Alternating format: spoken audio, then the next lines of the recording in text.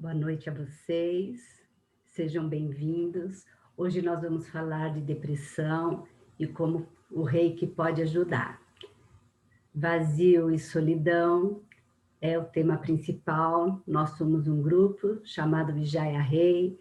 Meu nome é Ivete, sou reikiana e gostaria, como nós estamos já falando de depressão há algumas semanas, eu gostaria de apresentar essa frase que vai nos acompanhar nessa minha fala e todas as vezes que vocês possam entrar em contato com qualquer tema. Nenhum critério é por si só indicador de conduta normal. Isso já nos favorece a não termos tanto julgamento sobre a nossa espécie, sobre qualquer situação. Por favor, Gi.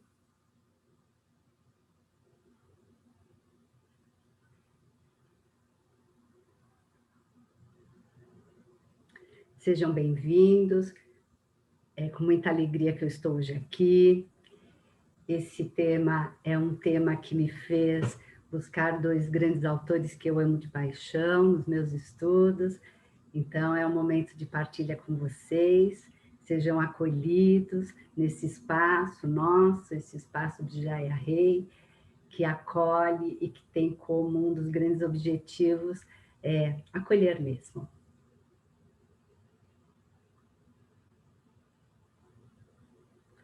Então, nós somos esse grupo, é um grupo que tem de 4 a 5 anos, ele começou de forma presencial, e aí nós estamos nos adaptando online.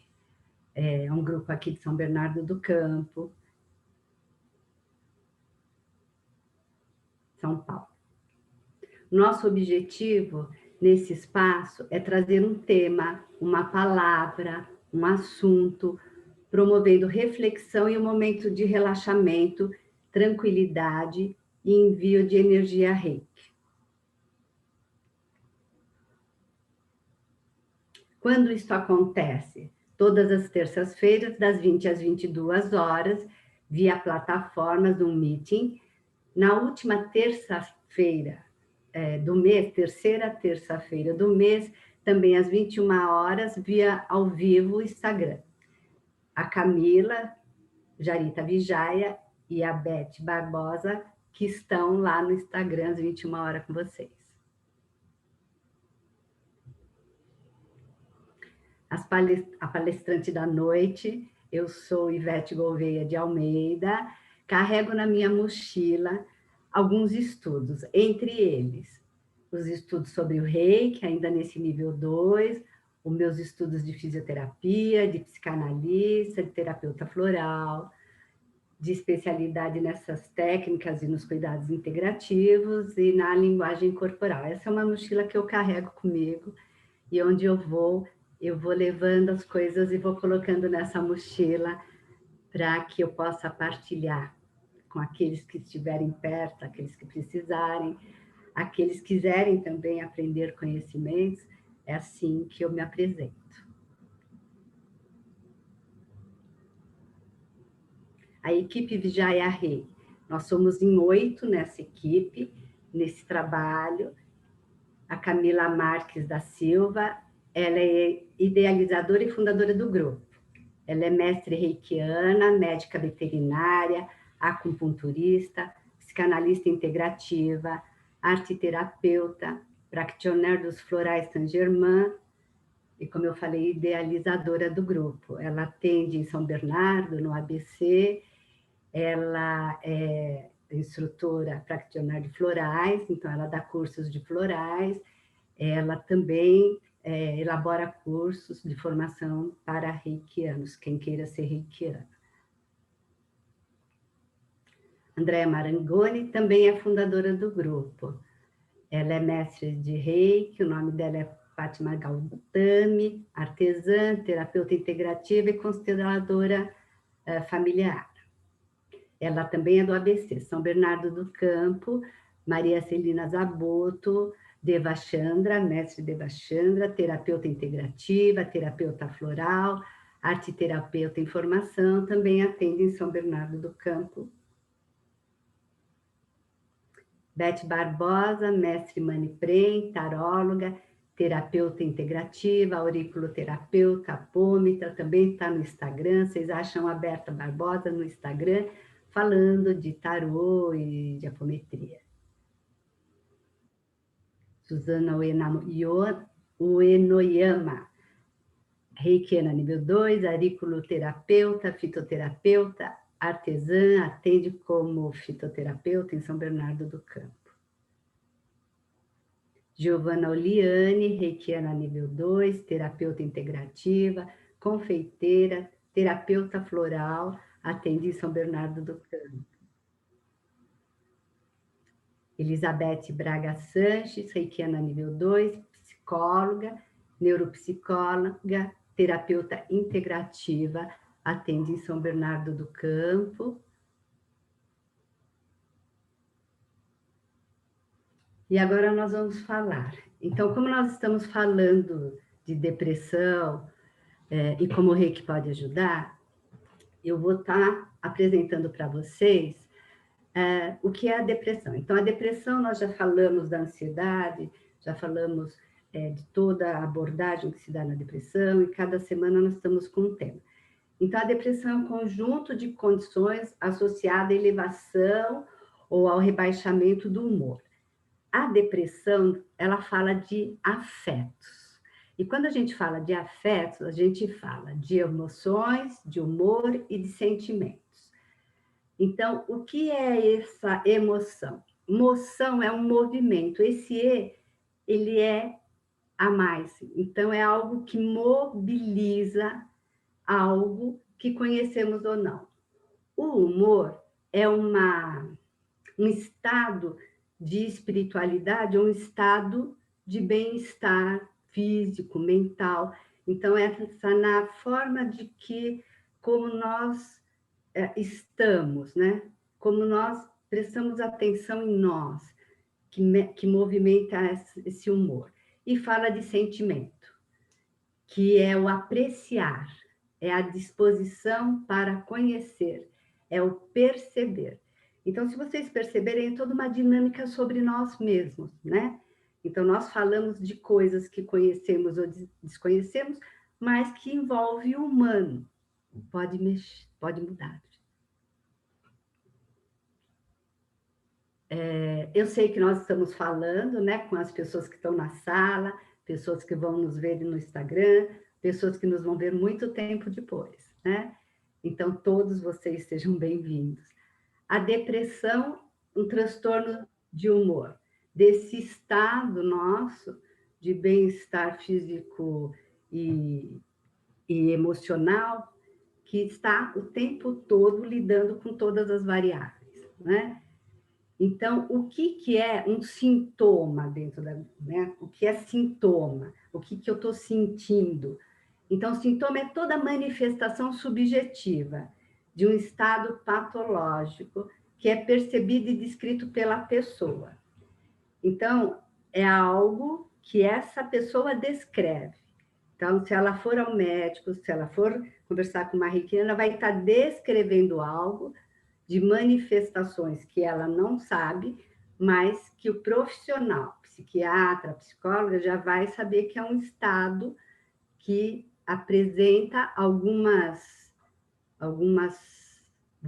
falas que já dá tendência de algo que deve ser cuidado, né? São menos observáveis e quantificáveis, mais complexos e menos constantes. Vocês vão falar, nossa, o que é esse sintoma, né? Por que isso? Porque é mais complexo, porque ele lida com culpa, desesperança, muitas coisas. E durante as semanas, os meses, eu falo, hoje eu estou fadigada, amanhã eu falo, nossa, eu estou preocupada muito, hoje eu estou mais negativa, hoje eu estou triste. Então, ela vai oscilando, né? Ela vai falando as coisas que ela vai conseguindo se expressar, e aí a gente percebe que é menos observável, porque um dia eu estou triste, no outro dia eu estou cansada, e você vai apresentando esses sintomas, né? Insônia, tenho dias que eu estou com insônia, tem dias que eu E aí fica menos percebível e menos quantificado e menos observado. O outro, Gi. Por que que eu falei do sintoma? Porque quando a gente fala de um transtorno de humor, né, a depressão num transtorno de humor, quando a gente vai falar do vazio, da solidão como esse transtorno de humor, a gente precisa, ele é um conjunto de sintomas. Então, a pessoa vai nos apresentar várias falas, vários sintomas. Eu não vou estar desqualificando. Ou ela vai ter um comportamento clínico, e aí é chamado clínico por causa do psiquiatra, né? Que ele leva essa clínica. Nós observamos, os psicanalistas observam, os psicólogos têm esse diagnóstico também. Então, esse diagnóstico ele é clínico no sentido psiquiatra, psicólogo ou, né? Então, a gente vê que na maioria dos casos do transtorno há sofrimento. Então, você ouve alguém falando de tristeza e você sente o sofrimento. No transtorno, o sofrimento você sente. Né? O profissional que trabalha, ele consegue detectar esse sofrimento. E o transtorno, tem interferências com as funções pessoais. Então, essa pessoa não está tomando banho, essa pessoa já não escova os dentes, essa pessoa fica deitada, essa pessoa não tem mais energia para ir trabalhar. Então, isso vai definindo o transtorno. Um desvio ao conflito social sozinho não é transtorno, né? Sem disfunção pessoal, que é essa capacidade que o indivíduo tem de acordar, de trabalhar. Então, quando a pessoa não tem condições de trabalho, é algo bastante significativo para a gente prestar atenção, né? Então, essa pessoa, ela perde a liberdade e a autonomia dela. Ela, parcial totalmente, já não está mais se adaptando ao meio. E ela apresenta sofrimentos subjetivos. Por isso que a gente perde muito. A gente, às vezes, a pessoa está deprimindo, a gente não percebe dentro de casa, porque é bastante complexo mesmo. E a gente, quando vai perceber, já está nesses casos onde a pessoa já está com as suas funções pessoais bem mais comprometidas. Por favor, Gi. O reiki nesse processo, né? Por que eu apresentei neste momento aqui, só para a gente estar recordando, o reiki, um dos benefícios do reiki? Porque esses estados que não permitem a pessoa nem conseguir trabalhar mais, o reiki tem essa essência de começar a mostrar, ou para que a gente possa evitar chegar nesse estado, o que o Sui usava: a meditação, algo para autocura, a busca da paz, do silêncio e a ligação com o próprio ser, e essa extensão, né, expansão do indivíduo da espiritualidade, dessa fé, seja na ciência, seja a fé em Deus, seja a fé. Então, essa ligação com o ser. Né? Então, o reiki, ele vai levando a gente a ter a disciplina, olhar para si e buscar ajuda como prevenção ou como acolhedor nesses momentos do dia a dia, né? E das patologias e das dificuldades que o ser humano tem. Por favor, gente. Solidão. Solidão, a primeira solidão. Essa é uma das autoras que eu estou apresentando para você, Françoise Leutoft, é uma psicanalista, e ela fala dessa primeira solidão.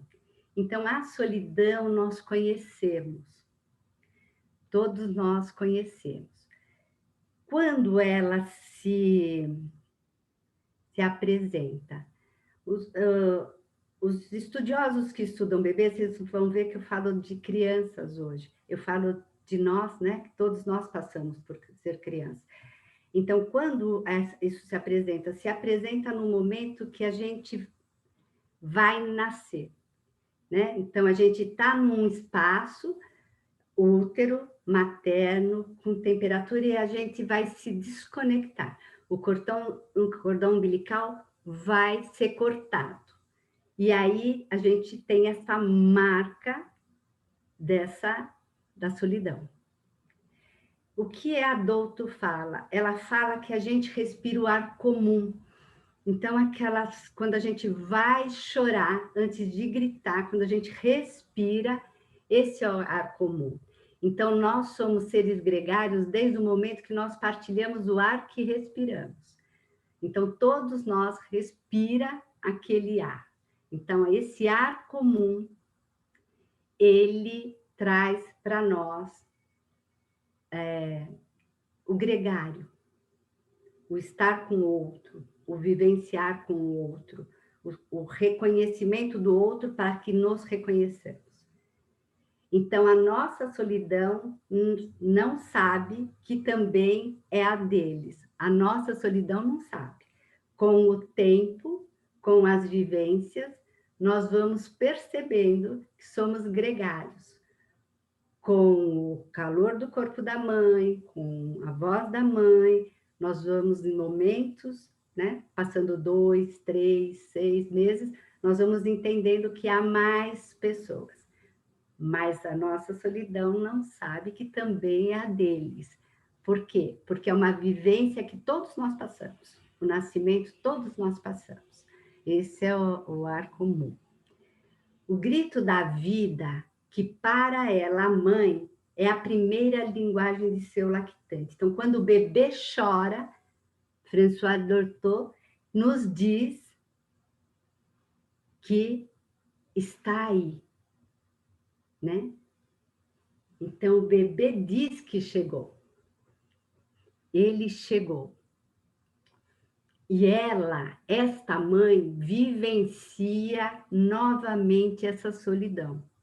Que esse é um estudo bem bonito para que a gente possa olhar para o feminino, que vivencia, o feminino, que vivenciou o nascimento de um outro ser, vivencia essa solidão 2 vezes. Porque ela novamente, ela vai entregar, sair, deixar sair algo que era uma unidade.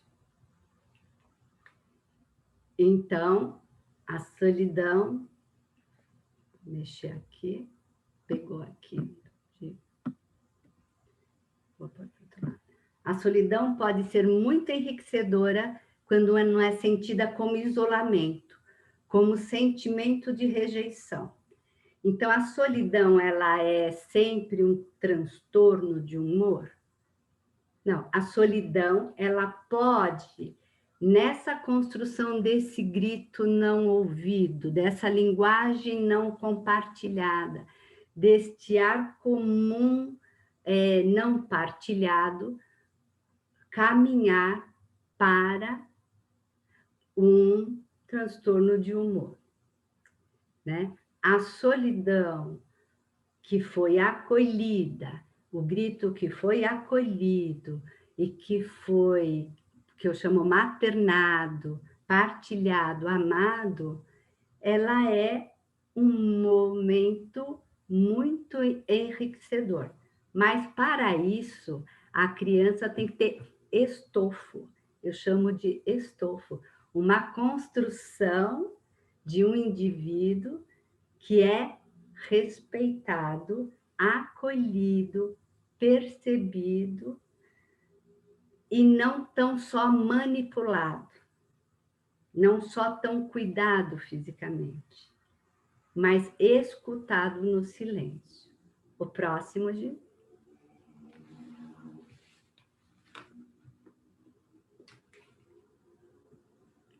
Então, esse é o vazio e a solidão.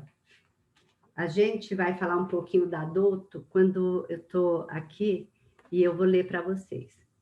Quando alguém está com a criança, mas fazendo alguma coisa, ela tem o direito de ficar olhando, sem que ele diga, não fique aí olhando, faça alguma coisa. A criança se sente feliz olhando o adulto trabalhar. Muitas vezes é uma deformação da educação dizer à criança: faça alguma coisa, está vendo que eu estou ocupado? Então faça alguma coisa, me deixa sossegada. Mas, digam-me, em que uma criança atrapalha quando está olhando alguém? Esse ser humano, quando estiver sozinho, depois terá a imaginação cheia de lembranças que voltam por qualquer motivo. Uma mosca passando lembra de repente uma sequência de férias, ouvir um cão latir, lembra que certa atmosfera numa fazenda, volta às recordações de uma festa. Tudo está carregado de relações humanas, reminiscências de momentos felizes, comunicação entre espíritos de pessoas amadas que se amam mutuamente, sendo como são, tanto nas horas de tristeza quanto nas de alegria. É preciso deixar que os seres humanos sejam como são. Por exemplo, não é desejável em si dizer à criança: que é isso? Não pode chorar desse jeito. Por que não pode chorar? Por que não? Está chorando? Pois bem, vai passar. Estou cuidando de você. É uma especialista em bebê. E como se torna comum a gente poder ficar repetindo processos que talvez a gente até ouviu.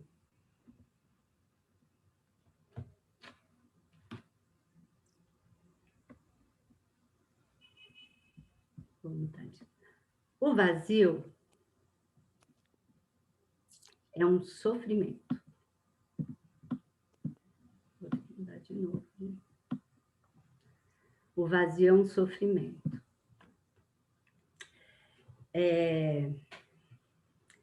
Boris Cyrulnik, que vocês estão vendo, em 2005, escreveu O Murmúrio dos Fantasmas. E ele nos diz a história de Albert. Albert é uma criança de 8 anos, que era trancado do lado de fora. Toda vez que seus pais saíam de férias, eles fechavam a casa, entravam no seu carrão e deixavam a criança sozinha do lado de fora, sem comida, sem cama, sem chaves, porque ela sujaria a casa. Foram necessários vários anos para que uma vizinha percebesse essa situação inverossímil e avisasse o serviço social. A criança, que sofria frio, fome, sujeira, quando estava ao relento, sofreu muito mais com isolamento em uma instituição onde ninguém lhe diria a palavra. Ninguém lhe dirigia a palavra. Ao passo que, na época em que ela dormia fora de casa, compartilhava um abrigo com um cão e cuidava dele. O fator de proteção social provocou, então, um isolamento afetivo que agravou os distúrbios de desenvolvimento de Albert, a ponto de, aos 24 anos, ele considerar a possibilidade de processar a vizinha bondosa. Não foram os maus tratos que produziram esse jovem anormalmente gentil, e sim a cascata de traumatismos que havia atribuído ao jardim um significado relacional que o menino utilizava para fabricar para si a imagem dos bons pais. Eles vão ficar felizes quando voltarem a ser bons comigo. Não é a pobreza dos pais que prejudica a criança, é o isolamento afetivo, a ausência de rotinas. Isso é muito importante que a gente entenda. Eu acredito que eu vou ler agora vai fazer com que a gente pense muito quando a gente julga as crianças, tá? Então, aqui eu estou. Uma criança deixada sozinha torna-se débil porque toda aprendizagem se torna angustiante. Eu achei isso tão significativo para a gente estar falando das nossas crianças, para que a gente identifique em nós, se tivermos o vazio, se tivermos uma solidão, o que nós sentimos, porque quanto nós aprendemos quando nós trazemos para nós, né, as vivências, como nós trazemos para nós o que nós observamos ao nosso redor e como a gente perceber que uma criança que não consegue aprender está sofrendo muito, né? Porque a angústia para uma criança é um sofrimento muito grande. E é neste vazio. O que acontece? O que acontece com o nosso Albert? O Albert, que Cyrulnik descreve, o Boris Cyrulnik descreve, é que ele, montando o jardim, ele conseguia criar um fator mais resiliente. Quando ele foi para a instituição, ele perdeu e foi para um vazio que não conseguiu dar a ele instrumentos para que ele pudesse desenvolver a personalidade dele.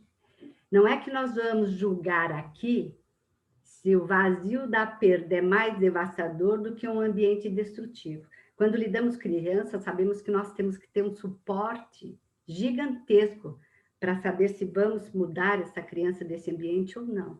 Mas nessa história é bastante interessante para que a gente se aperceba desses vazios, se aperceba que as crianças que estão sendo maltratadas podem, sim, não ter uma construção psíquica adequada. E que nós, muitas vezes, num castigo, num momento inadequado, podemos ter vivido esse vazio. E como cuidar de nós para que nós possamos ter ajuda para descobrir que é este vazio que nos impede de aprender, ou de enfrentar, ou de estar caminhando para os transtornos. Então, o isolamento afetivo é extremamente nocivo para a criança e para a criança que nós temos e que ainda não resolvemos isso. E como as rotinas afetivas dão estofo e modelam um espaço onde essa criança pode estar tendo mais chances de reconstruir esse interno, já que nós estamos falando de emoções. Os laços afetivos, né? O laço afetivo pode ser reconstruído? Pode, há muitos relatos. E quem pode? Um tutor que ajude esta criança a construir sua resiliência. Há pessoas que são mais resilientes, outras menos resilientes, mas é bastante significativo ter esses tutores que façam esses laços. Então, aí está a história do Albert, 2 momentos que ele viveu, uma ação que foi provocada por uma pessoa que realmente achava que estava fazendo o melhor, já que ele passava fome, ficava todo sujo, uma reação que ele teve perante quando ele foi para uma instituição e a nossa capacidade de pensar sobre o que acontece conosco e o que está à nossa volta. Estar mais sensíveis para... Quando estamos sensíveis para o outro, estamos mais sensíveis para nós, né? Então, o processo de depressão, que a gente percebe que vai chegando a ser um transtorno, ele vem há muito tempo dando já muitos sinais. E a gente não está treinado para perceber tudo isso, não é? E como o aconchego, o acolhimento, o leite quente, o cobertor ajuda muito, né? Vamos para o próximo? Então, quando a gente fala de solidão, respeitar a solidão é maravilhoso, né? Você precisa de um espaço, você pode ficar 3 dias, 5 dias. O isolamento, não, né? Eu posso estar sozinho, mas eu estou lá com o meu cobertor, eu estou com o meu banho quente, eu sei do que eu gosto, a criança está quietinha, é uma criança que pinta muito, mas eu posso mudar o lápis de cor, eu posso pôr um pedaço de bolo, eu posso não ter nada, posso sentar do lado. Eu tive um aluno que ele não tinha absolutamente nada, e a felicidade dele foi que a mãe conseguiu um caixote para ele fazer a lição de casa. Ele era um fisioterapeuta, né? Na universidade que eu trabalhava, e ele trouxe a foto, a única foto que ele tinha, um chão batido e um caixote, porque ele ficou muito feliz que a mãe conseguiu para ele poder. Então, ele tem uma resiliência grande, ele dele, mas ele teve o acolhimento e ele foi respeitado, e ele era mais solitário, mas ele não era só. É uma diferença muito grande, né? O solitário, ele transita, ele sabe que tem a sociedade. A solidão, o isolamento é você não ser reconhecido. Então, François Dolto, ela fala que o ser humano sempre precisa de companhia. O espaço de um ser humano, desde o nascimento, precisa ser povoado pela presença psíquica de outro ser para o qual ele existe. Aquelas crianças tinham entrado em estado de solidão porque nelas não havia elementos de desejo, mas apenas de necessidade. É o que eu falei das fraldas. A mãe troca da papinha, da leitinho, troca a fralda, põe, mas ela não fica ao lado. Ela não tira um tempinho para encostar seu bebê só consigo, sem necessidade nenhuma. Ela não fala cantando, né? Ela não fica numa rede, e esse mecanismo muito, né? De tudo muito perfeito, muito em ordem, tudo eu faço, tudo eu consigo, às vezes esse bebê não está pronto para uma coisa tão dura, né?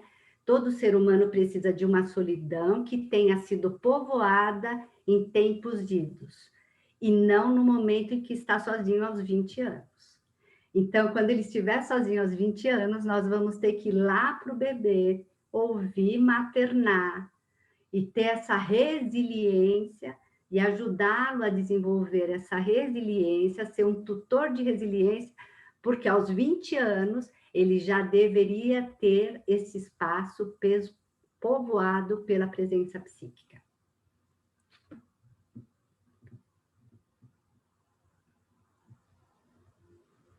Então, a gente falou de vazio e solidão, a gente falou de sentimentos depressivos, que é uma dentro do transtorno de humor, há esses sentimentos, e os ideais e a falta de sentido. Então, como eu percebo? A pessoa fala, ai, o que você vai fazer daqui 5 anos? Não sei. Ai, né? Nossa, eu estou meio triste, hoje eu estou me sentindo mais culpada, estou desesperançosa, estou ansiosa, estou sem motivação. Então, a palavra do vazio e do sentido é a falta de sentido. Então, quando eu vejo que alguém ao meu lado está sem falta de sentido, sem ideais, não se sente culpada, acha que menos valia, só fala em ruína, só fala em culpa, é hora de buscar ajuda ou de estar junto até que essa pessoa esteja pronta para saber o que está acontecendo consigo, né? Então, dentro do vazio e solidão, esses sentimentos depressivos, né? Eles têm a ver com essa falta de sentido, assim como essa ausência desses ideais, a falta de sentido é um bom sinal para que a gente fique atento.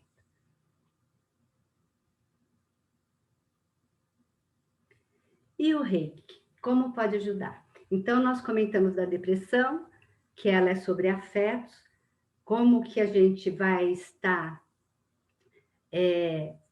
dentro do processo de depressão, onde a falta de sentido é significativo, onde os conteúdos negativos são a flor da pele, né? A pessoa só está falando de coisas negativas, o raciocínio está mais lento, a concentração, o cognitivo, o aprendizado está comprometido, a apatia, a ansiedade, a perda de motivação, a insônia, a tristeza, a raiva, né, que está toda contida, as preocupações exageradas, no que o reiki, todo esse quadro que pode formar depressão, quando está tudo isso junto, misturado, onde a dor é muito grande, onde a tristeza é muito grande, onde o corpo está falando, o reiki, ele vem para acolher, ele é para integrar. O que é interessante, porque o reiki é um cuidado integrativo dentro de um olhar oriental, e isso é bastante significativo. Então, ele vai integrando. O que ele vai integrando? Todas essas coisas? Não. Tudo que ele conhece do humano, não é? tudo que ele conhece. Por isso que a gente falou autorrealização. O humano lá em cima, eu falei, veio para se autorrealizar. Então, se ele está se diluindo, ele precisa de um que eu chamo de holding, o estar, aquele estar que faltou lá, a voz silenciosa que faltou, o, o amor. Então, o Reiki, ele é cuidado integrativo, uma técnica de cuidado integrativo, que vem integrativo porque vem integrar os aprendizados do Usui, que nos mostrou, com a dinâmica humana, que tem um ritmo, que a gente pode ficar um pouco de solidão, a gente pode sentir tristeza, a gente pode sentir raiva, mas isso existe uma dosagem. E aí o Reiki vai, no seu acolhimento, aprendendo que as dosagens saíram das medidas e que podem voltar. Por favor. Os 5 princípios do Reiki, para quem é reikiano que está no meio de nós, já sabe que nós nos aproximamos da realidade em um duplo movimento. A realidade é a realidade. Uma rosa é uma rosa, mas uma rosa visto por nós se torna mais que uma rosa. É que nos somos guiados também pelo reflexo que as coisas têm e produzem. Então, a história que apresentei para vocês dessas 2 crianças, elas refletem as coisas que elas têm e que elas produzem. Então, existe uma realidade, mas existe todo esse subliminar dessas crianças que entram em grande ansiedade, que viveram o isolamento e que viveram o vazio e que não tiveram o holding para sustentar. Então, o Reiki, ele nos traz dentro dos princípios do Reiki, está embutido a gente entender da realidade física, e a gente entende da ciência que hoje está formatando o Reiki, e entende do humano, que a rosa é vista de cada pessoa que a vê. Nós temos frequentemente medo do reflexo, nos esquecemos que o reflexo é uma criação nossa, que vem do nosso mundo, de nossos pensamentos e de nossas antecipações. Então, o Reiki, ele vai trabalhar com esses excessos. O que eu pensei e o que eu antecipei exageradamente, o Reiki traz para o aqui e agora, na sua abordagem, na forma de abordagem, no tempo que ele tem de aplicar cada ponto nos 7 chakras. Tudo isso é ritmo. Nós vamos construindo ritmo. E aí por isso que a gente tem nos reikianos, nos princípios, que é só por hoje. E aí o Sensei, o Sui, nos apresentou a vivência dele, todo o percurso que ele fez para entender e criar esses princípios que ele deixou para nós. E aí a gente agradece. Próximo. O Reiki no seu dia a dia. O Reiki mantém suas raízes nas tradições orientais, embora não seja uma prática ou doutrina religiosa. O que o Reiki faz no seu dia a dia quando você for buscar alguém que vai aplicar Reiki? O Reiki vai fazer com que você encontre o seu equilíbrio do corpo, encontre o seu equilíbrio da mente. Os estudos mostram que ao você receber Reiki, você vai ter alívio das dores, melhoras do padrão de sono, facilidade na execução das tarefas do dia a dia e a mudança no processo do seu pensamento. Hoje a ciência, os trabalhos que estão sendo, as teses, os doutorados, já estão mostrando isso. É uma energia sutil, que é aplicada, que não mistura, ela é aplicada. Os estudos mostram que é uma energia que vai fluir, que vai regular os seus chakras, que tem todo um equilíbrio feito energético por campo, e isso vai lhe trazendo vagarosamente, independente do estado. É claro que uma pessoa que está com uma depressão profunda, um transtorno muito, ela vai estar medicada, ela não precisa tirar os medicamentos para passar pelo Reiki. Né? O Reiki é mais uma ferramenta do cuidado e mais uma ferramenta de acolhimento. Por favor, Gi. O Reiki como recurso terapêutico baseado em conhecimentos tradicionais nos prepara para.